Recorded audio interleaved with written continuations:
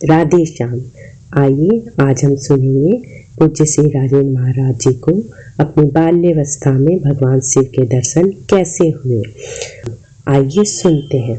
अत्यंत बाल्यकाल से पूज्य गुरु महाराज जी की स्वाभाविक सहज प्रीति भगवान शिव के चरणों में रही है। बहुत छोटी अवस्था में नदी पर गए, नदी से एक शिवलिंग लेकर एक शिला जैसा लेकर आए। घर में तो कोई विराजमान करने नहीं देगा, इस भय से महाराज जी ने, तुलसी जी ने उनको विराजित कर दिया। और महाराज जी तब बेलपत्र, तुलसी, दुर्वा, दूध सब उनको अर्पित करने लगे। खेल खेल में भी उन्हीं की पूजा करते थे, ध्यान में भी, स्वप्न में भी उन्हीं को देखते। जब अपने मन से तिलक लगाते, त्रिपुंड ही लगाते, किसी ने उनको बताया नहीं था, स्वाभाविक ही लगाते। और महाराज जी के पिताजी त्रिपुंड के ऊपर उद्रुपुंड लगा देते थे।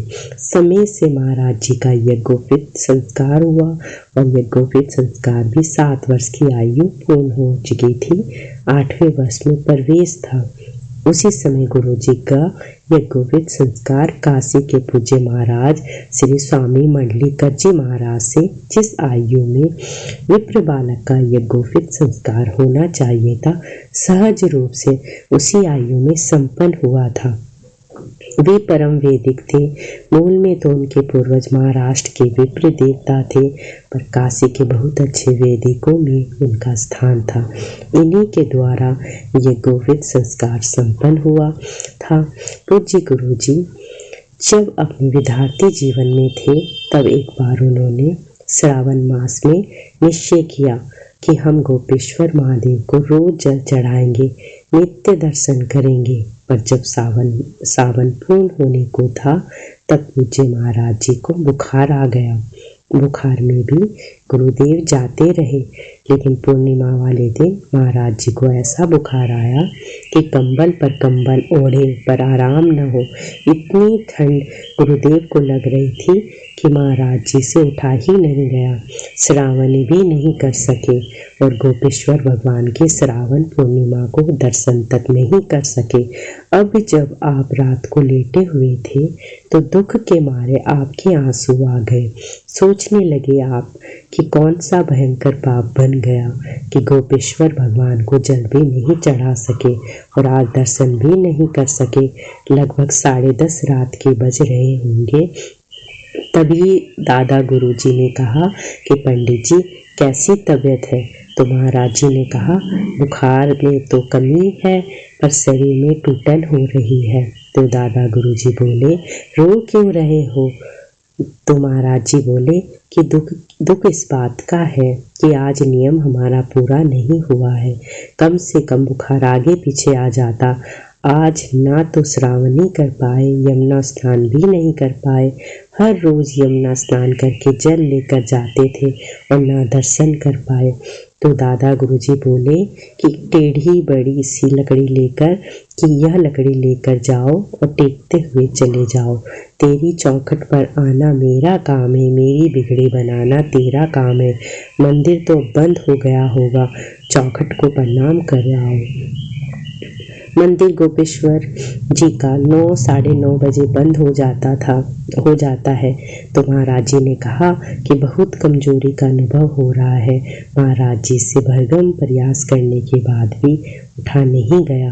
तब पूज्य दादा गुरुजी बोले अच्छा तो ठीक है, मानसी में उनको प्रणाम कर लो, सब नियम हो जाएंगे। महाराज जी बोले ठीक है। जैसे ही महाराज जी निद्रा में गए, तो महाराज जी ने देखा कि तभी पूज्य दादा गुरुजी भक्तमाली जी पधारे हैं। गुरुजी से कह रहे हैं कि तुम्हारे मन में बहुत पीड़ा है कि आज श्रावण पूर्णिमा को हम गोपेश्वर जी को जल नहीं चढ़ा पाए, दर्शन नहीं कर पाए। तो चलो तुम्हें कैलाश में भगवान शिव का दर्शन कराते हैं। तभी पूज्य दादा गुरुजी महाराज जी का दाहिना हाथ पकड़कर अंतरिक्ष में चले गए। तब महाराज जी ने देखा वहाँ एक दिव्य कैलाश है और वहाँ दिव्य कैलाश में विशाल नंदी के ऊपर चंद्रमा के समान वर्ण वाला नंदी है वो पर्वताकार है, उनके ऊपर भगवान शिव पार्वती विराजमान है। बड़ा ही उनका दिव्य स्वरूप है। देखा महाराज जी ने, और गणेश पार्वती जी गोद में है, और गणेश जी इतने छोटे से हैं कि उनकी बड़ी सुंदर सूंड है। वे अपनी सूंड घुमा रहे हैं। दादा गुरुजी बोले, देखो स्तुति करो, प्रार्थना करो। महाराज जी स्तुति प्रार्थना करने लगे। दादा गुरुजी बोले, अब तो संतोष हो गया है ना तुमको, अब तो दुख नहीं है ना।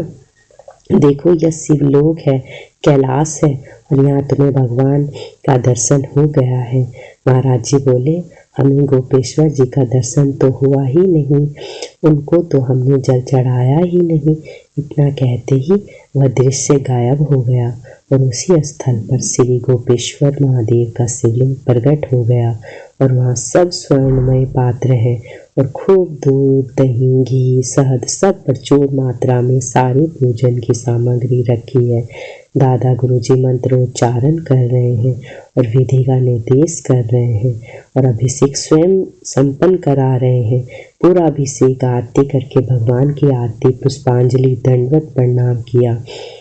अब मन में महाराज जी के बहुत संतोष हुआ। तभी उसी समय गुरुदेव देखते हैं कि दादा गुरुजी, पूज्य गुरुजी के सिराने बैठे हैं, और सुबह के 4 बज रहे हैं। महाराज जी के सिर पर हाथ रखकर कहते हैं, कहो पंडित जी, बुखार तो नहीं है, कैसी तबीयत है? तबीयत ठीक हो तो स्नान ध्यान करो, संध्या गायत्री करो। भगवत प्राप्त संत ऐसे ही होते हैं। उनका बचपन भी खेल भी अपने भगवान के संग ही होता है। जय हो। राधे श्याम। राधे श्याम। संतों के अपने चैनल को आप लाइक करें, सब्सक्राइब करें। धन्यवाद।